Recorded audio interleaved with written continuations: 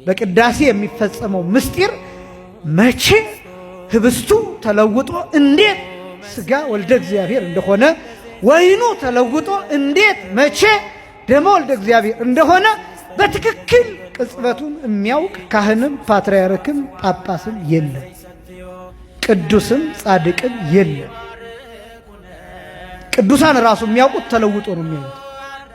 ለምሳሌ አንድ ታሪክ ይተርካሉ አባቶቻችን ከዜና አበው ወስደው ሁለት ሰዎች አንዱ የበቃ አንዱ ያልበቃ ይላሉ መተርጉማን እና ሁለቱ አንድ ላይ የሚኖሩ ናቸው እና አንደኛው ያልበቃው ቅዳሴው ሲያስቀድስ አንዳንድ ጥያቄ ወደ አይምሮ ይመጣበታል እና ያ ጥያቄ ምንድነው?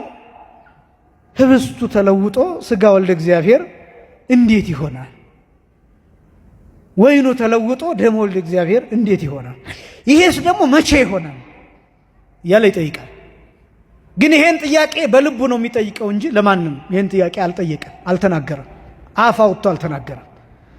ይሄ የበቃው ሰው ግን አውቆ ጥያቄው በውስጡ ያለው ጥያቄ ተገልጦለት እግዚአብሔር ለዚህ ለጥርጣሬው መልስ እንዲሰጠው ስለፈለገ ለበቃው ሰው ይሄ ህሊናው እንዲገለጥለት አደረገ እና ይሄ የበቃው ሰው ያልበቃውን እንዲህ ብሎ ጠየቀ። ወንድሜ እኔ እንደው የጌታ ስጋና ደም መለወጥ ነገር ይገርመኛል አለ። እንዴት አለ? ህብስቱ ተለውጦ ስጋ ወልደ እግዚአብሔር እንዴት ይሆናል? ወይኑ ተለውጦ ደመ ወልደ እግዚአብሔር እንዴት ይሆናል? መቼስ ይሆናል?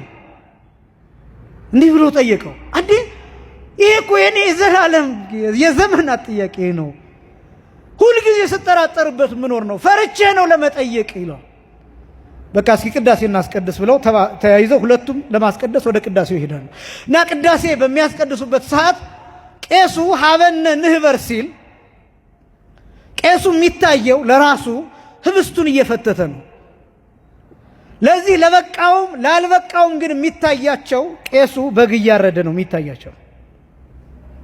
ካህኑ እጁ በደም ታልሎ በደም ተነክሮ በአምሳለ በግ በበግ አምሳል ሲያርደው ሲያወራርደው ይመለከታል።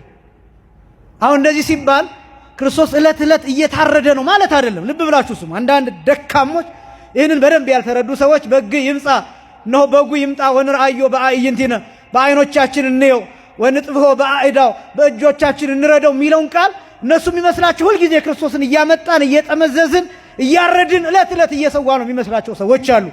ነገር ግን ክርስቶስ አንድ ጊዜ በቀራንዮ የሰጠን ስጋና ደም ሁልጊዜም እዚች ቤተ ክርስቲያን ትኩስ ሆኖ ይቀርባል። ምን ሆኖ ይቀርባል? ትኩስ ሆኖ ይቀርባል።